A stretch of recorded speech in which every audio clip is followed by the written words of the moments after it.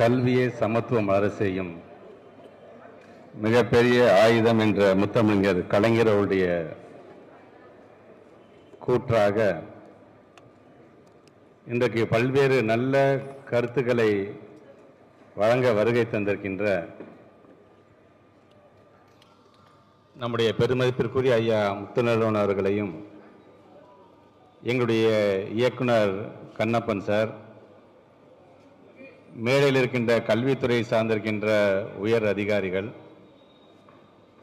பத்திரிகை துறை ஊடகத்துறை சார்ந்திருக்கின்ற நண்பர்கள், எங்களுடைய பெருமதிப்பிற்குரிய ஆசிரியர் பெருமக்கள்,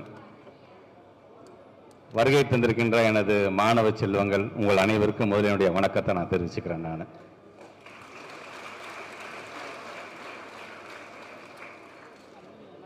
ஒரு பள்ளிக்கூடம் என்று சொல்லும் பொழுது உலகத்தில் மிகவும் புனிதமான அறையாக 2 அறைகளை சொல்வார்கள். ஒன்று தாயின் கருவறை, மற்றொன்று நாம் படிக்கின்ற வகுப்பறை. அப்படி புனிதமான அந்த 2 இடத்தையும் நாம் எப்படி தொடர்ந்து பெருமைப்படுத்திட வேண்டும், பெற்றவங்களுக்கு எப்படி நம்ம நல்ல பிள்ளையா நடந்துக்க வேண்டும், பள்ளிக்கூடம் என்று வரும்பொழுது இங்க இருக்கின்ற ஆசிரியர் பெருமக்களுக்கு நாம் எப்படி நல்ல பிள்ளைகளாக நடந்து கொள்ள வேண்டும், இந்த இருவரும் நாம் நல்ல பிள்ளைகளாக நாம் பெயர் எடுக்கிறோம் என்று சொன்னால் ஏதோ அவங்க 2 பேருக்கும் தனிப்பட்ட முறையில் நீங்க எடுக்கக்கூடிய பெயர் அல்ல,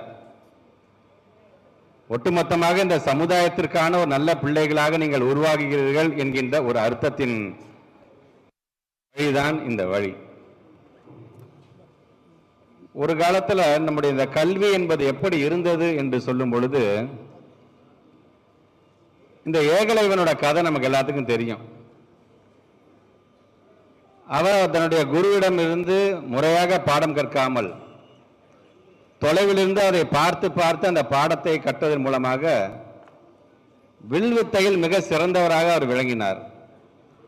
இதை அறிந்து கொண்ட பிறகு அவர் சொன்னாராம், குரு நீ முறையா நீ கத்துக்கல, அதனால எனக்கு நீ ஃபீஸ் கொடுங்கிறாரு. என்ன ஃபீஸ் அன்னைக்கு அந்த காலத்தில் அவர் கேட்டிருப்பாரு அப்படின்னா, உன் கட்டவரல் எனக்கு கொடு அப்படிங்கிறாரு. இது ஒரு புராண கதை. இது கட்டவரலை எனக்கு கொடுன்னா அந்த கட்டவரலை கொடுத்துட்டு அவன் எப்படி அவனால அந்த வில்வித்தையில அவன் தேர்ச்சி பெற்றவனாக இருப்பான். ஆக அதை உணர்ந்துதான் தந்தை பெரியார் அவர்கள் சொன்னார்கள், ஏற்றத்தாழ்வுங்கிறது எந்த இடத்துலயுமே எல்லாமே அனைவருமே சமமாக கருதக்கூடியது எதுவென்று பார்த்தால் கல்விதான். அந்த கல்வி அனைவரையும் சென்றடைய வேண்டும் என்று சொன்னவர் தந்தை பெரியார் என்பதை நீங்கள்லாம் மறந்துவிடக் கூடாது. தந்தை பெரியார் அவர்கள் தான் பெண் விடுதலைக்காக, பொம்பளை பிள்ளைங்க படிக்கணும்னு ஆசைப்பட்டவரே அவர் தான். உங்களுக்கு அந்த கல்வி அறிவை வழங்க வேண்டும், நீங்க உங்களுடைய சொந்த காலில் நிற்க வேண்டும், சுயமரியாதையோடு நிற்க வேண்டும், தன்னம்பிக்கையோடு வாழ வேண்டும் என்று முதலாக சொன்னது தந்தை பெரியார். அந்த கருத்தின் அடிப்படையில் தான் முத்தமிழர் கலைஞர் அவர்கள் சொல்லும் போது சொல்லுவார், இந்த காலத்தில் யாராவது கட்டை விரலை கேட்டான் என்று சொன்னால் அவனுடைய பட்டை உரியும், சுடுகாட்டில் அவனுடைய கட்டை எரியும் என்று சொன்னவர் முத்தமிழர் கலைஞர் என்பதை நீங்கள் மறந்துவிடக் கூடாது.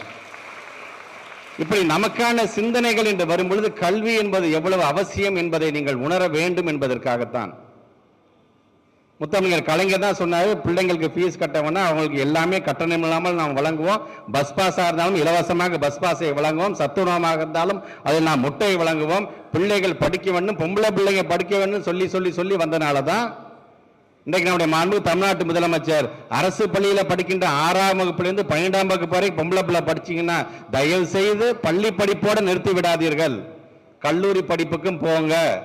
உங்க வீட்டில் 2 பிள்ளையா இருந்தாலும் சரி, 3 பொம்பளை பிள்ளையா இருந்தாலும் சரி, ஒவ்வொரு குழந்தைகளுக்கும் மாதம் 1000 ரூபாய் நான் தருகிறேன் என்று சொன்னவர் நம்முடைய தமிழ்நாட்டுடைய முதலமைச்சர். அதனால்தான் நம்முடைய கிராஸ் என்ரோல்மெண்ட் ரேஷியோ ஒன்றிய அரசு சொல்றாங்களா 2030 நாங்கள் 50% தாண்டணும்னு, நாம 2 வருஷத்துக்கு முன்னாடியே நம்ம தாண்டிட்டோம். அதற்கு காரணம் தந்தை பெரியார், பேரறிஞர் அண்ணா, முத்தமிழர் கலைஞர். இந்த வழியில் நம்முடைய மாண்பு தமிழ்நாட்டு முதலமைச்சர். சரி, பொம்பளை பிள்ளைங்களுக்கு மட்டும்தானா இது, பசங்களுக்கு இல்லையா அப்படிங்கிறது, பையன் இருந்தாலும் பரவாயில்லம்மா 12ஆம் வகுப்பு முடிச்சிட்டீங்கன்னா தமிழ் புதல்வன் திட்டத்தின் மூலமாக நான் அந்த பையனுக்கு 1000 ரூபாய் தருகிறேன் என்று சொன்னவர். நாம நம்முடைய அறிவை எப்படி பயன்படுத்த போகிறோம்? சமுதாயம் என்று வரும்பொழுது அது கருப்பு வெள்ளையாக அல்லது பகல் இரவாக இப்படி மாறி மாறி துன்பம் இன்பம் எல்லாம் மாறி மாறி வரும். சமுதாயம் நல்லது கெட்டதுன்னு ரெண்டுத்தையும் வச்சிருக்கும். அது விற்பனை பொருளாக சமுதாயம் நல்லதையும் வைத்திருக்கும், கெட்டதையும் வைத்திருக்கும். நாம எதை தேர்ந்தெடுக்க வேண்டும் நீங்க தேர்ந்தெடுக்கிறீங்க பாத்தீங்களா, அதுலதான் நம்முடைய அறிவு அடங்கியிருக்கின்றது. ஆக அந்த அறிவை பகுத்தறிவாக நாம் உணர வேண்டிய ஒரு இடம் எதுவென்று சொன்னால் இது போன்ற பள்ளிக்கூடங்கள் தான். பள்ளிக்கூடத்தில் முதல்ல ஏன்னு கேள்வி கேட்க மறக்கணும். முதல்ல இங்கே ஒருத்தர் நாங்கள் உட்கார வச்சிருக்கோம். நாங்கள் ஒரு தமிழ் ஆசிரியர், அவர் தன்னுடைய இரு கண்களையும் பறி கொடுத்தவராக இங்கே அவர் அமர்ந்திருக்கிறார், ஒரு தமிழ் ஆசிரியர். ஆனால் அவருக்கு கண்ணா இருக்கிறது எது தெரியுமா? அவர் படித்த கல்வி தான். அதனால தான் அவர் மேலே அமர்ந்திருக்கின்றார். மேலே அமர்ந்திருக்கிறது மட்டுமல்ல, யாராவது பிற்போக்கு சிந்தனையை சொல்லி ஏதாச்சும் கருத்துக்களை சொன்னா ஏன் அப்படி சொல்றது, எப்படியாவது சாத்தியப்படி சொல்றது தவறியா அப்படி எந்திரிச்சுன்னு சொல்லக்கூடிய ஒரு ஆசிரியராக நமக்கு கிடைத்திருக்கின்ற ஆசிரியர் இங்கே அமர்ந்திருக்கின்ற நம்முடைய சங்கர் சார். எல்லா ஆசிரியருக்கும் அந்த நினைப்பு உண்டு. எல்லாருமே படிச்சவங்க தான், எல்லாருமே பட்டதாரிகள் தான், அறிவாளிகள் தான் நம்முடைய ஆசிரியர் எல்லாருமே. இந்த கேள்வியை நம்ம இப்ப கேட்கணுமா, அப்புறம் கேட்டுக்கலாமே, வேற மாதிரியா கேட்டுக்கலாமே என்று நினைக்கக்கூடியவர்கள் தான். ஆனால் நீங்க கேட்காம விட்டுட்டீங்க, அந்த சந்தர்ப்பத்தை நீங்க இழக்கிறீர்கள். அந்த சந்தர்ப்பத்தை படித்தவர்கள் அறிவாளி நீங்க இழக்கும் பொழுது அது யாருக்கு பாதிப்பு என்று சொன்னால் இது போன்ற பிள்ளைகள், படிக்கக்கூடிய பிள்ளைகளுக்கு அது பாதிப்பாக போயிடும். கேட்க முடிய நம்ம டீச்சரே கேட்காம இருக்காங்கப்பா, அப்ப அதுதான் சரியா இருக்குமோ அப்படின்னு நாமளே நம்முடைய பிள்ளைகளை தவறான பாதையில் கொண்டு செல்வதற்கு அது வழிவகுத்து விடும். அதனால்தான் அவர் கேட்டார், இது எப்படியா சாத்தியப்படும், பிற்போக்கு சிந்தனை நீ சொல்றியே, நீ இது எப்படியா சாத்தியப்படும் என்று கேட்ட ஒரு ஆசிரியராக நான் பெருமைப்படக்கூடிய ஆசிரியராக இன்னைக்கு நான் சங்கர் சாரை நான் பார்த்துட்டு இருக்கேன். நான் அதனால்தான் அவனை மேடையில் உட்கார வச்சு அவருக்கு நான், அதுவும் தமிழ் வாத்தியார், தமிழ் என்னைக்காச்சும் நம்மளை கைவிடுமா? முத்தமிழர் கலைஞர் காலத்திலிருந்து தமிழ் தான் நம்மளை வாழ வைத்துக் கொண்டிருக்கின்றது. இன்றைக்கு இது போன்ற பிற்போக்கு சிந்தனைவாதிகிட்ட நம்மளை காப்பாற்றுறது எதுன்னு பார்த்தீங்கன்னா இந்த தமிழ் தான் நம்மளை காப்பாற்றிக்கிட்டு இருக்கு. ஆக நம்முடைய தாய்மொழி என்பது எவ்வளவு முக்கியம் என்பதற்கு இதெல்லாம் ஒரு எடுத்துக்காட்டாக நான் சொல்கின்றேன்.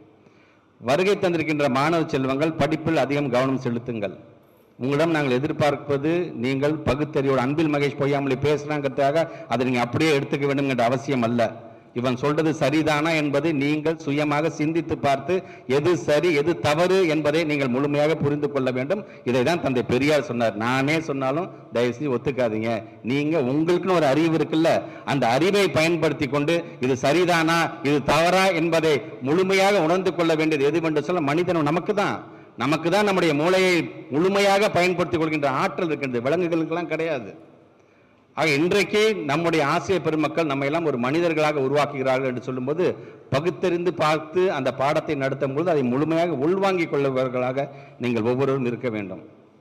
முதல்ல நம்முடைய ஸ்கூலுக்கு யாராச்சும் வராங்க அப்படின்னா இவர் யாரு, இவர் என்ன செஞ்சிருக்காரு, இவர்கிட்ட அந்த கேள்வியை கேட்கணுமே தான் இருக்குமே தவிர எல்லாத்துக்குமே உணர்ச்சி பெருக்கோடு இருக்கக்கூடாது. நம்முடைய பிள்ளைங்கள் ஒவ்வொருத்தருமே, பொம்பளை பிள்ளைங்க நீங்க தான் ஸ்ட்ராங்கா இருக்கணும். நீங்க நம்ம வீடு என்று வரும்போது அந்த வீட்டுக்கான முதன்மையானவர் யாருன்னு பார்த்தா நீங்க தான். பெண்கள் மட்டும்தான் சேமிச்சு குடும்பம் நடத்துறது எப்படின்னு கற்றுக் கொடுத்தாங்க மற்ற உலகத்துக்கே நம்முடைய பெண்கள் மட்டும்தான். ஆக இங்கே வருகை தந்திருக்கின்ற நீங்கள் அடுத்தடுத்த கட்டத்திற்கு செல்லும் பொழுது பகுத்தறிவோடு ஒவ்வொருத்தையும் நீங்கள் சிந்தித்து பார்த்து நீங்கள் உங்களுடைய முடிவுகளை எடுக்க வேண்டும் என்பதற்காகத்தான் இதை நாங்கள் பேசிக் கொண்டிருக்கின்றோம். ஆக அனைவரும் சமம், இதுல ஏற்றத்தாழ்வு எதுனா படிச்சுன்னா எல்லாருமே சமந்தாயா. கல்வி மட்டும்தான் உங்ககிட்ட இருந்து யாராலும் திருட முடியாத சொத்து. ஏன் நாங்கள் தொடர்ந்து சொல்லிட்டு இருக்கிறோம். பல இலக்கணிய காவியங்களே இன்னைக்கு சொல்லிட்டு இருக்கிறாங்களே. ஒரு மிகப்பெரிய புயல் வருகின்றது, வெள்ளம் வருகின்றது, சர்டிபிகேட்லாம் அடிச்சுட்டு போயிடும். அதை மீட்டுறது கூட நம்ம நிர்வாகிதான் மீட்டு எடுத்துட்டு போயிடலாம். ஆனால் நீ படிச்ச படிப்பு உன்னை விட்டு போகாது. உன் சர்டிபிகேட் தீயில எரிஞ்சு போகுதா, சர்டிபிகேட் தீயில எரிஞ்சு போகலாம். ஆனா நீ கற்ற கல்வி, உன்னோட அறிவு உன்னை விட்டு அது விலகி போகாது. பெரிய ராஜாவாக இருக்கலாம், ஐயோ ராஜாக்கு முன்னாடி நான் இவ்வளவுதான்ப்பா பேசணும்லாம் கிடையாது. நீ அப்படி நினைச்சா கூட உன்னை அறியாமல் உன்னுடைய அறிவு உன்னை அடுத்தடுத்த கட்டத்திற்கு கொண்டு சென்று கொண்டே இருக்கும். இப்படி பல இலக்கணங்கள் இலக்கியங்கள் அறிவு சார்ந்து இன்னைக்கு நம்ம சொல்லி கொண்டிருக்கின்றது. அதனால்தான் எல்லாம் நீங்க பெரிய ஒரு பழைய வசனம்லாம் நீங்க கேள்விப்பட்டிருப்பீங்க. காடு இருந்துச்சுன்னா நம்மகிட்ட இருந்து பறிச்சுட்டு போயிடுவான்ப்பா, காசு இருந்தா நம்மகிட்ட புடுங்கிட்டு போயிடுவான்ப்பா, கல்வி படிச்சுக்கப்பா, கல்வி தான்ப்பா நம்ம கிட்ட இருந்து எவனாலும் திருட முடியாதுப்பான்னு சொல்றான் பாத்தீங்களா. அந்த கல்வியை முழுமையாக பெறக்கூடியவர்களாக மாணவ செல்வம் நீங்கள் ஒவ்வொருவரும் இருக்க வேண்டும். ஆசிரியர் பெருமக்களுக்கு நான் வைக்கக்கூடிய ஒரு வேண்டுகோள், அது நீங்க வேண்டுகோளாக எடுத்தாலும் சரி அல்லது எச்சரிக்கையாக நீங்கள் எடுத்தாலும் சரி, நம்முடைய பிள்ளைகள் இந்த பிரமிசஸ் உள்ளுக்கு வந்துருச்சுன்னா இந்த பிள்ளைகள் என்னுடைய சொத்து. இந்த இடம், இந்த வளாகம் என்பது என்னுடைய சொத்து. இங்க யார் வரணும் யார் வரக்கூடாது, எப்படிப்பட்ட அறிவு சார்ந்தவர்கள் அழைத்து வர வேண்டும் என்கின்ற அந்த அறிவை நாம் பயன்படுத்தி கொண்டு அவர்களை அழைக்க வேண்டும். வரவங்க எல்லாம் நம்ம கூட்டிட்டு வந்துட்டு பேசும்போது தான் நம்ம கை தட்டிட்டு பேசும்போது தான் நம்ம உணர்ச்சி பெருக்கப்படுறதுல அர்த்தமே கிடையாது. சொல்லவர்கள் என்ன சொல்லுகிறார்கள் என்பதை முழுமையாக புரிந்து கொள்ள வேண்டும் நாம் அனைவருமே. முதல்ல ஒரு நிர்வாகம் என்று வரும்போது நிர்வாக ரீதியாக நாம் எப்படி அனுமதி பெற வேண்டும், யார் யாரை அழைக்க வேண்டும் என்கின்ற அந்த குறைந்தபட்ச புரிதல் முதல்ல நம்முடைய ஆசிரியர் பெருமக்களுக்கு உங்களுக்கு இருக்க வேண்டும். வருகை தந்திருக்கின்ற மாணவ செல்வங்கள், நீங்கள் சுயமாக சிந்தியுங்கள். நேற்று நம்முடைய மாண்புக்கு விளையாட்டுத்துறை அமைச்சர் நம்முடைய மாநில பாடத்திட்டத்தை பற்றி பேசும்பொழுது சொன்னார், நம்மை சுயமாக சிந்திக்க வைக்கக்கூடிய ஒரு பாடத்திட்டம் எதுவென்று சொன்னால் நமது கல்விதான், நம்முடைய மாநில கல்விதான் என்று அவர் பெருமையோடு இங்கே சொல்லுகிறார் என்று சொல்லும் பொழுது உள்ளபடி எனக்கு அது பெருமையாக இருக்கின்றது. இன்றைக்கு நம்முடைய மாண்புக்கு தமிழ்நாட்டு முதலமைச்சர் கூட அமெரிக்கா நாட்டில் இருந்தாலும் சரி, இன்றைக்கு நம்முடைய மாநில பாடத்திட்டமாக இருந்தாலும் சரி, பொதுவாக கல்வி என்று வரும்போது எப்படிப்பட்ட சிந்தனையோடு அறிவாற்றலோடு அறிவே சிறந்த அறிவு, முன்னேற்றத்திற்கான அறிவு என்று மிகப்பெரிய ஒரு பதிவு இன்னைக்கு போட்டிருக்காருன்னா அறிவியல் சார்ந்த சமுதாயத்தை கொண்டு செல்ல வேண்டும் என்பதுதான் திராவிட மாடல் அரசாங்கத்துடைய மிகப்பெரிய ஒரு குறிக்கோளாக இருக்கின்றது. அந்த குறிக்கோளுக்கு வழிவகையாகத்தான் இன்றைக்கு நம்முடைய ஆசிரியர், அவரும் கிட்டத்தட்ட 30 வருஷம் தலைமை ஆசிரியராக இருந்தவர் தான் இங்கே நமக்காக இங்கே உரையாற்ற வருகை தந்திருக்கின்றவர். நேற்று எங்களுடைய அழைப்பை ஏற்று உடனடியாக இங்கே வருகை தந்திருக்கின்ற அவருக்கும் நம்முடைய பள்ளி நிர்வாகத்தின் சார்பாக எனது நன்றிகளை நான் தெரிவித்துக் கொள்கின்றேன். தவறுகள் யாரு செய்தாலும் சரி, அவர்கள் நம்முடைய சமுதாயத்திலிருந்து மட்டுமல்ல பள்ளி கல்வித்துறையிலிருந்து தப்பிக்க முடியாது. தவறு செய்தவர்களுக்கான தண்டனை கண்டிப்பாக உண்டு. அது எப்படிப்பட்ட தண்டனையாக என்பதை பள்ளி நிர்வாகத்தின் மூலமாக கண்டிப்பாக அதை உறுதி செய்ய வேண்டியது ஒரு துறையின் அமைச்சராக அது என்னுடைய கடமை, என்னுடைய பொறுப்பாக நான் பார்க்கின்றேன். வருகை தந்திருக்கின்ற மாணவ செல்வங்கள், நீங்கள் பகுத்தறிந்து பார்த்து படிக்க பழக்கத்துக் கொள்ளுங்கள். நீங்கள் உங்களுக்கு யார் என்ன கருத்து சொன்னாலும் அது சரியா அது தவறா என்பதை உணரக்கூட பிள்ளைகளாக நீங்கள் இருக்க வேண்டும். அதிகப்படியாக மார்க் வாங்குறதுனால மட்டும் நீ புத்திசாலி என்பது கிடையாது. நல்லது கெட்டது எதுன்னு தெரிஞ்சு நான் முடிவு எடுக்கிறேன் பார்த்தியா, அதுதான் புத்திசாலித்தனம் என்பதை உணர்ந்து நீங்கள் ஒவ்வொருவரும் படித்திட வேண்டும் என்று சொல்லி இந்த ஒரு நல்ல நிகழ்வுக்கு வருகை தந்திருக்கின்ற அனைத்து நல்ல உள்ளங்களுக்கும், குறிப்பாக தலைமை ஆசிரியராக 30 வருடம் பணியாற்றிய ஐயா அவர்களையும் துறையின் சார்பாக நான் வருக வருக வருக என்று வரவேற்று இந்த உரையை நிறைவு செய்கிறேன். நன்றி, வணக்கம்.